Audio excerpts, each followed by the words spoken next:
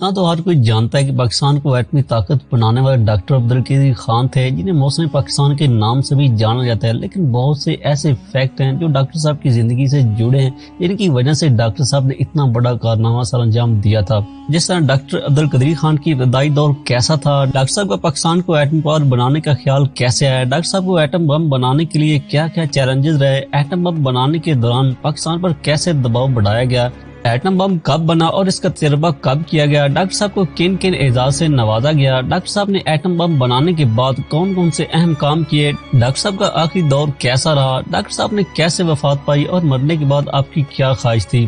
Doctor صاحب 27 April 1936 کو India کے شہر بھوپال میں پیدا ہوئے تھے، جس وجہ سے آپ بھوپالی خاندان سے بھی جانے جاتے تھے۔ آپ کے والد محترم کا نام ڈاکٹر عبدالغفور تھا۔ آپ نے میٹرک انڈیا میں کی تھی، پر 1948 میں بھوپال ریاست کو زبردستی انڈین نیشنل گورنمنٹ کے ساتھ جوڑ دیا، جس سے ہندوؤں کا دباؤ بھوپال کے مسلمانوں پر دن بدن بڑھتا چلا گیا۔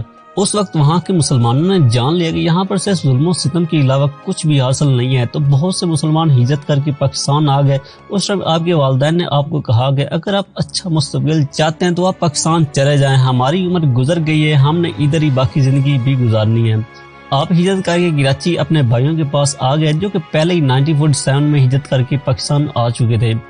کراچی میں FSc BSc کرنے کے بعد آپ نے 3 سال میئر میں ڈپارٹمنٹ میں جاب کی اور اس کے بعد ایک اسکالرشپ پر جرمنی چلے گئے، پھر وہاں سے نیدرلینڈ گئے اور 1963 میں وہاں سے ڈیلفٹ یونیورسٹی سے فزیکل مینالوجی میں MSc کی اور وہیں ایک ڈچ خاتون سے شادی بھی کر لی جسے ہنی خان کے نام سے جانا جاتا ہے۔ تعلیم مکمل کرنے کے بعد پاکستان آئے تو آپ کو جاب نہ ملنے پر بیلجیم کی اسکالرشپ سے PhD پوری کی، اس کے بعد پاکستان آئے اور پھر جاب کے ایشو کی وجہ سے پھر اگین نیدرلینڈ کے شہر ایمسٹرڈیم میں چلے گئے اور وہاں پر ایک انجینئرنگ ڈپارٹمنٹ میں جاب کرنے لگے اور 1974 کے سال میں آپ کو یورین پر کام کرنے کا موقع ملا اور آپ نے اس کو بہت اچھے طریقے سے اس کی ٹیکنیک سیکھی۔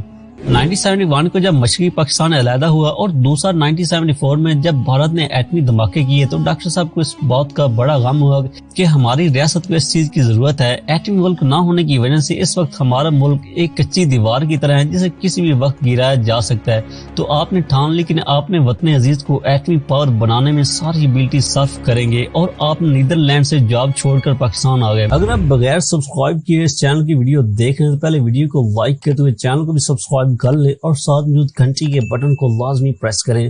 اگر آپ یہ ویڈیو فیس بک پر دیکھ رہے ہیں تو ای بک پیج کو لائک کرنا مت بھولیے گا۔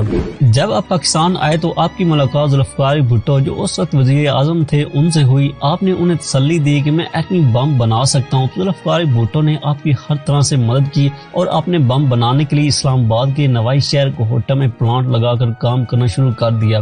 اٹامک کیمیکل بنانے کے لیے گیس سینٹریفیوج مشین چاہیے تھی جو یورینیم میں سے کارآمد اور ناکارہ کیمیکلز کو علیحدہ کرتی تھی، جو 1975 میں بنا لی گئی تھی۔ یہ 30,000 دفعہ 1 منٹ میں گھومتی تھی۔ اس کے زیادہ گھومنے سے زیادہ تابخار مادہ تیار ہوتا تھا، پر رفتار بہت کم تھی۔ اس رفتار سے 30 سال لگ جانے تھے بم کے تیار ہونے میں۔ آپ نے تمام انجینئروں کو کہا کہ اس کی سپیڈ زیادہ سے زیادہ کی جائے، پر اس سینٹریفیوج مشین میں موجود پنکھوں کا وزن بقدر زیادہ تھا جس وجہ سے یہ تیز گھوم نہیں پاتے تھے۔ تو کرتے کرتے ایک گجرانوالے کے لوہار نے ایسا پنکھا تیار کر دیا جو وزن میں ہلکا تھا اور اس کے گھومنے کی سپیڈ 60,000 پر منٹ تھی۔ مزید اس میں اپڈیشن کر کے 80,000 منٹ پر اس کو لجایا گیا۔ اس کے بعد ایٹمی تابخار مادہ صحیح سے بڑھنے لگا۔ پروجیکٹ سٹارٹ ہونے کے 3 سال بعد جب اس کی خبر بحر ممالک تک پہنچی تو انہوں نے پاکستان کو اسے فوراً بند کرنے کا کہا، ورنہ عالمی سطح پر آپ سے تمام معاونت ختم کر دی جائے گی، معاشی اعتبار سے آپ کی مدد بھی نہیں کی جائے گی، ایون کئی پابندیاں بھی لگائی گئی تھی۔ انٹرنیشنل میڈیا میں یہ افواہ بھی اڑائی گئی کہ پاکستان اگر ایٹم بم بنانے میں کامیاب ہوتا ہے تو یہ پوری دنیا کے لیے دوائی ہے۔ پر اس ٹائم گورنمنٹ نے ڈاکٹر صاحب کو پروجیکٹ جلدی سے جلدی مکمل کرنے کا کہا۔ 1979 میں ذوالفقار بھٹو کی گورنمنٹ کو ضیاء الحق نے ختم کیا، پر اس پروجیکٹ پر اس کا کوئی اثر نہیں ہوا اور یہ پروجیکٹ پوری کامیابی سے چلتا رہا۔ اور ایسے ہی چلتے چلے 10 دسمبر 1984 کو ڈاکٹر صاحب ضیاء الحق کو ایک خط لکھا کہ ایٹم بم بن چکا ہے۔ آپ نے فوراً آپ کو آفس بلا کر آپ کے ہاتھوں اور پیشانی کا بوسہ لیا، پر بعد میں بھی مزید ریسرچ اور ٹیسٹنگ ہوتی رہی اور بالآخر 28 مئی 1998 کا وہ سورج نکلا جس دن پاکستان اپنے علاوہ پورے عالم اسلام کے لیے ایک بیک بون بن گیا۔ 28 مئی 1998 کو نواز شریف کی قیادت میں چار کے مقام پر 3 دھماکے کر کے عالم کفار کا غرور خاک میں ملا دیا۔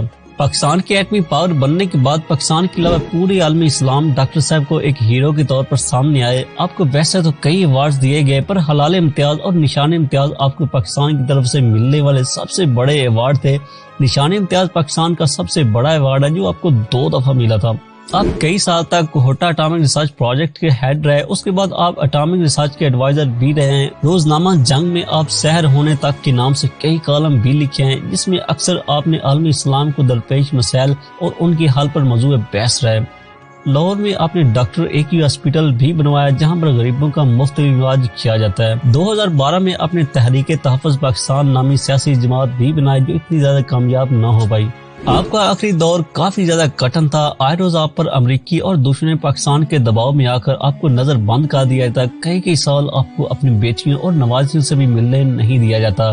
اس کے علاوہ آپ پر کئی الزامات لگائے گئے کہ آپ نے اس ملک کا پیسہ چوری کیا ہے، آپ کی بحر کے ممالک میں کئی زیادہ پراپرٹیز ہیں، آپ کئی ٹیررسٹ تنظیم کو سپورٹ کرتے ہیں، لیکن یہ سب الزامات غلط ثابت ہوئے، لیکن اس کے باوجود آپ کو بہت زیادہ کرپٹ گورنمنٹ کی طرف سے تنگ کیا جاتا رہا۔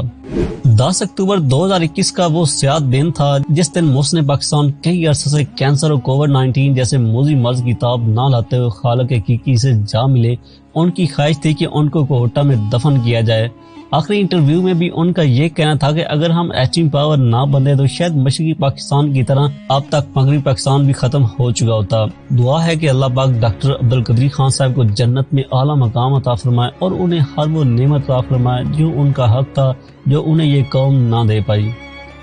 آج کی ویڈیو اپنے اختتام کو پہنچتی ہے۔ امید ہے آپ کو ڈاکٹر صاحب کی سٹرگل کے بارے میں مختصر انداز میں کچھ نہ کچھ پتہ چل گیا ہوگا۔ آپ ڈاکٹر صاحب کی لائف کو کس طرح آپ چند الفاظ میں بیان کر سکتے ہیں، کامنٹ سیکشن میں ضرور شیئر کیجیے۔ ویڈیو پسند آنے کی صورت میں ویڈیو کو لائک کرتے، واٹس ایپ اور فیس بک شیئر کرتے ہیں۔